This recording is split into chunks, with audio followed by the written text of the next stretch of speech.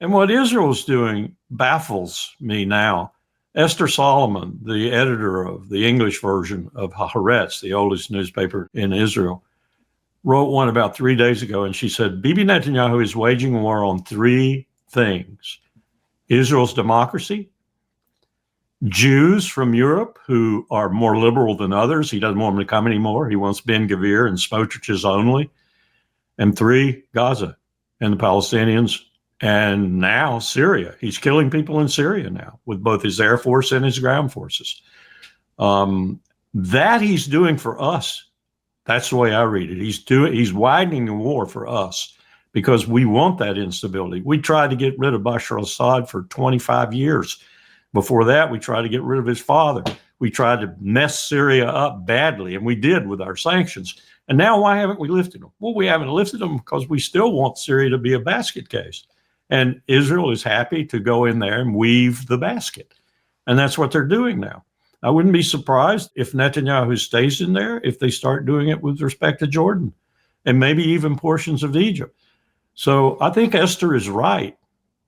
He's destroyed Israeli democracy.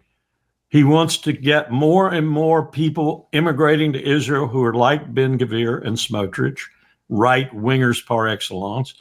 And he wants to destroy his enemies wherever he finds them. And if they happen to be Jordanian or Egyptian or Syrian, he's going to do that too. I think he's bitten off far more than he can chew. And I think we're looking at a debacle there very soon. Speaking of the genocide that Israel is perpetuating, a very great group that is always outspoken on this issue is CODEPINK. And just today, CODEPINK, including the amazing another former colonel, Ann Wright, interrupted a Senate Intelligence Committee hearing. And let's watch what happens, and let's see what they are accused of being by the great Senator Tom Cotton. Ann is fearless. I know, she's great. We've had her on a bunch, and we always love having her on. She really is. Committed against the American people. Thank you, Mr. Chairman. Mr. Vice Chairman. Witness will suspend. The greatest threat to global security is Israel, and the whole world knows it. Stop funding Israel! Stop funding Israel! Stop funding Israel! Stop funding Israel! So that protester was a CODEPINK lunatic, saying the greatest threat to world peace is funding Israel. I will observe, for the benefit of the audience here on television, that CODEPINK is funded by communist China as well, which simply illustrates, speak up now if you want to be removed as well, whoever's saying that.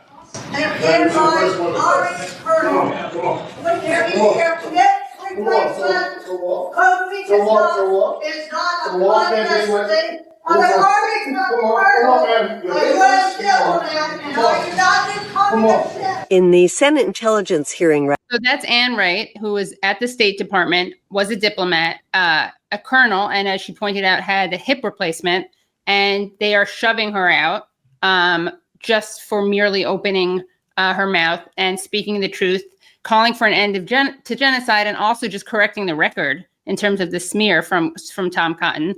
Now let's listen to what Medea Benjamin has to say, who, of course, is one of the founders of CODEPINK. Right now, after Tulsi Gabbard spoke, Tig Barry got up to say that Israel is the greatest threat to global security.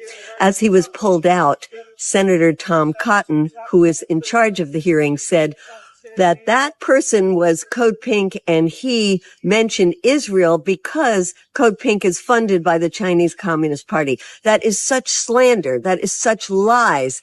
Of course, we get zero from the Communist Party. We don't even know anybody in the Chinese Communist Party. And we don't need any outside force to tell us that what the U.S. is doing in supporting Israel's genocide is horrific. And that's why he stood up. And that's why Ann Wright stood up and got arrested, to say, stop slandering CODEPINK and start looking at what Israel is doing. The genocide is something that we can't keep supporting enough. Yeah, I mean, the idea that you have to have a foreign power like bribing you or encouraging you to protest a genocide that's being live streamed and supported by our government armed by our government, defended and legitimized by our government. It's just so laughable. And whenever someone says something like this, all I can think is, oh, well, he's projecting. Tom Cotton's projecting because he has no soul or moral conscience or moral compass. But yeah, what are your thoughts on both what Code Pink is demanding and the way that people respond to these demands? And let me say this, Tom Cotton and people like him are the Joe McCarthys of our age. Exactly. And the Joe McCarthys of the Republican Party. And that interesting that they come from there most often. Here is the wording of the 58th session of the HRC, the UNHRC, yesterday in their report. Starts this way.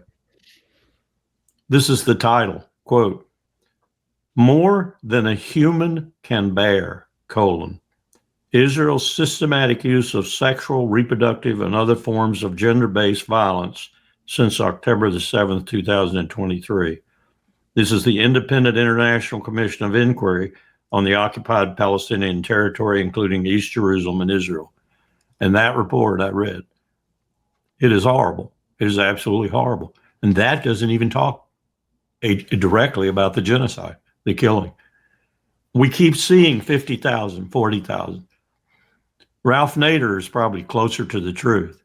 It's somewhere upwards of 200,000 people, 150,000 of them are under that rubble.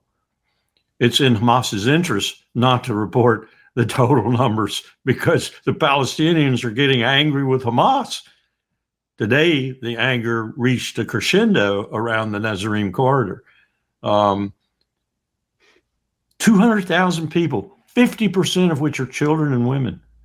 These are not terrorists. These are not people who are toting a rifle. These are not people who are threatening Israel.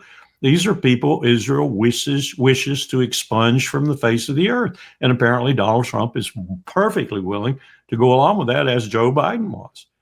And I agree with Ben. This is unconscionable. And I cannot believe that the country I spent 31 years in uniform for is doing this. It's a disgrace. You look at them targeting journalists in Palestine. I mean, it's right. It's an admission. We are doing horrible things. We don't want anybody to know about it. We're really pissed at these guys that are letting the public know about what we're doing. Yes. I mean, if freedom of speech, we don't have freedom of speech here in the U.S. anymore. And so, we don't allow freedom of the press in Palestine. It's about keeping ugly things secret. Right. That's the reason they kicked Al Jazeera out. They were telling the truth as best as they could find it. My next door neighbor is an Al Jazeera staffer, and I get some interesting stories. Yeah, the way that they are targeting journalists is absolutely despicable and disgusting. They killed 2 the other day. One of them was Hossam Shabbat, who left a just heartbreaking last will and testament where he said, if you're reading this, it's because I've been killed. And he went on to say that it was an honor to basically die defending his people. Just absolutely awful. Totally unforgivable. We know also that one of the directors of the film No Other Land was kidnapped and beaten and handcuffed while he was being beaten. And again, this is the irony, is that this is someone who won an Academy Award. Like, this is a relatively high profile person. And if this is the way they treat someone who won an Academy Award, I mean, he'd probably be dead 6 feet under by now if he hadn't been involved in a film that won an Academy Award. I mean, the impunity is just stunning. And like, every time you think it couldn't get worse, the impunity couldn't get any worse, it gets worse.